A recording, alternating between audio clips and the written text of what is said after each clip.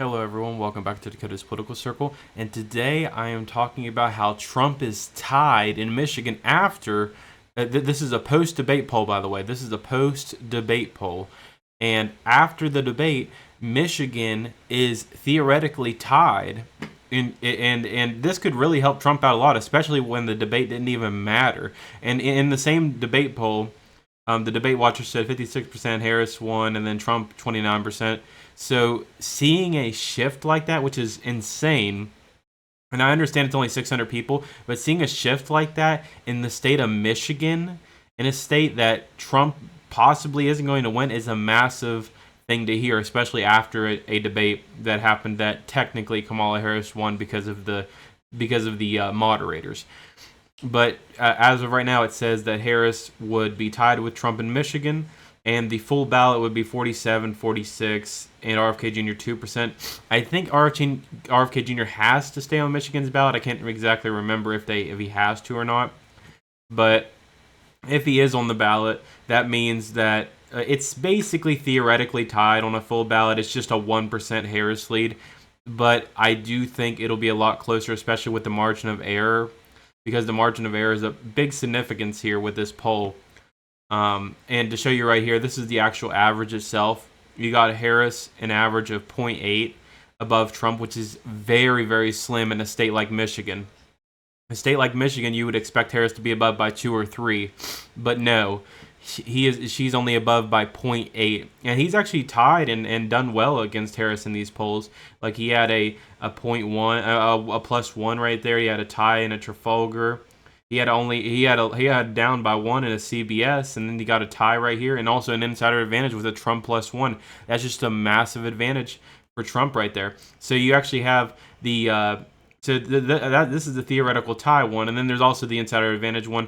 I didn't want to bring that one up specifically because technically insider advantage is a Trump pollster. Technically, it's kind of like a Trump pollster, but I did want to bring both of them up. But insider advantage did show Harris leading the last time, so it does show a massive shift here.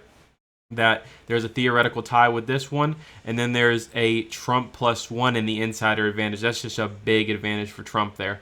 And to show you right here why it matters so much if the state of Michigan did go to Trump, I'll show you exactly why. So I have the map here, and I want to show you exactly why Trump will actually, how this is a big advantage for Trump specifically. And sorry, I had to fix these. I didn't fix them before I did it, but it's not that hard. But I want to show you exactly why this is a big advantage for Trump here. So let's do the obvious Harris-Wallace states. So you got Hawaii, you got California, Oregon, Washington. You got New Mexico, Colorado. I'll say Nebraska's second, and then I'll say Maine's first. I'll say Maine overall as well. And then let's do all of these states right here. And then let's do, I'll say Virginia, but it could be in a toss-up category, possibly. But I'll say Virginia just to keep it within what it is. Then New York, you got Illinois here.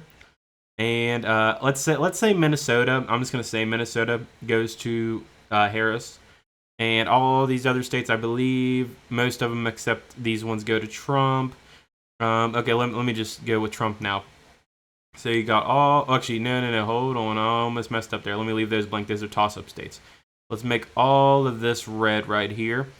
You got all of these red: Kansas, Oklahoma, Texas, Alaska, Louisiana, Missouri, Iowa. You got all of these states right here. You got Ohio, Indiana, and then there's these states that are left. These are technically the toss-up states.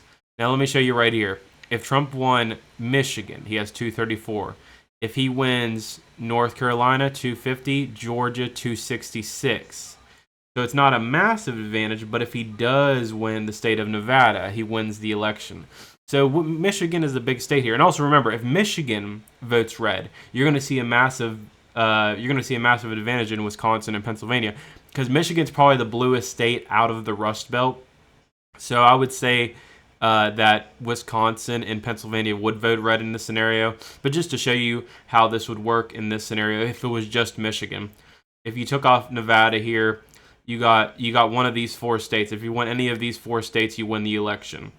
So let's say she wins Arizona, she wins let's say Trump wins Arizona, he wins the election. Then if he wins Wisconsin, he wins the election, or Pennsylvania. As long as he wins one of these states, if he won Michigan in this scenario. To show you right here, if Michigan, and I want to show you this actually. So I believe if past polling does show this. So this is polling for Michigan, and actually let me go back for a second. Let me put Wisconsin, and then let me get Pennsylvania, and then let's go back to 2020 with Michigan, back to 2020 with Wisconsin, and back to 2020 with Pennsylvania. Look at Michigan here. Their final result was 2.8, and it was a Biden advantage by 4, around 4. You got Wisconsin here, Biden advantage by 6, but he only won by 0.7. Then you got Pennsylvania, Biden 1.2, and Biden won by 1.2. So basically, the biggest, hardest advantage for Trump to win is Michigan. So if Trump can win in Michigan, and if he's that close in Michigan, like look, the final result was 2.8, and the RCP average was 4.2 for Biden. And then you look at Michigan as of right now, it's a 0.8. It's a 0.8. And Trump overperforms in the Rust Belt a lot of the time, especially in Wisconsin and Michigan. So if Trump can get the margins he got in 2020, he wins the state of Michigan, he wins the state of Wisconsin, and he wins the state of Pennsylvania. Because looking at Wisconsin here, let me show you. Looking at Wisconsin here, you got a 0.7, but it was a 6-point advantage. So here is a 1.8. So Trump would win Wisconsin in that scenario. Then you got Pennsylvania. Pennsylvania is more the interesting one. It was theoretically the RCP average was correct. So that means if it's a theoretical tie here, if in the latest poll was Trump winning, that means Trump would win Pennsylvania as well. So that's the interesting thing here. And I think Trump would probably win Pennsylvania because I think in 2016 it was an advantage. Yes, in 2016 it was a Trump advantage. But remember, that was when Trump won Michigan. So if you see a Trump advantage in Michigan at all, then it's a Trump win in Pennsylvania as well. So in this scenario, Trump would win Michigan, Trump would win Wisconsin, Trump would win Pennsylvania. And then you got Arizona and Nevada here. Based on last circumstances, if he wins Michigan, I would say he wins Arizona. And it's possible he can win Nevada. But based on trends, I would say Nevada. But you could see Nevada going blue. But I would say based on trends, it would be Nevada going red. So this is like the map you would see right here.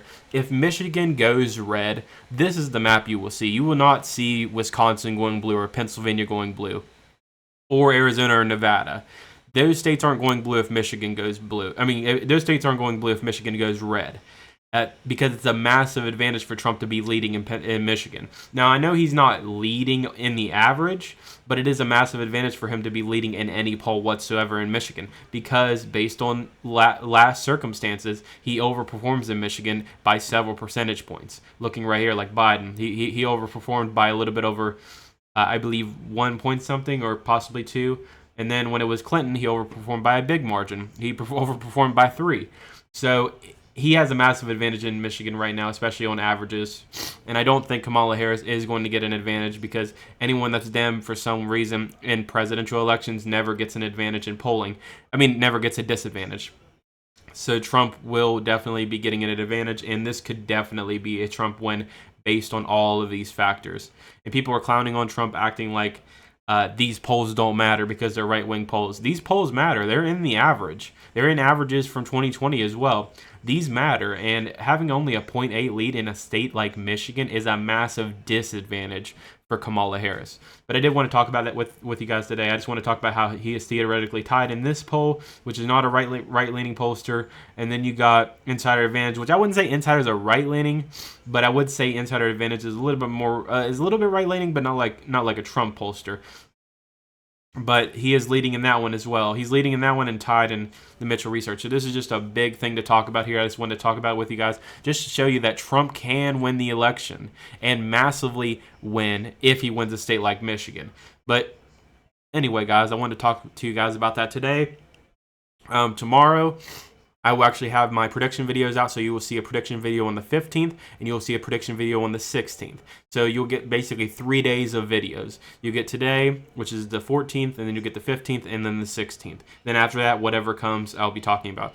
Trump also announced he's not doing another debate, so I'll probably not have any more debate videos for Trump and Kamala in the debates, but I will have other things that do come up eventually. But anyway, guys, I hope you guys enjoyed this video. Thank you guys so much for watching, and let me know in the comments, do you think Trump getting these numbers in Michigan is an advantage for him or a disadvantage? In my opinion, I think it's a massive advantage based on past trends. But anyway, guys, I hope you guys enjoyed. Thank you guys so much for watching, and I'll see you guys in the next one. Bye, guys.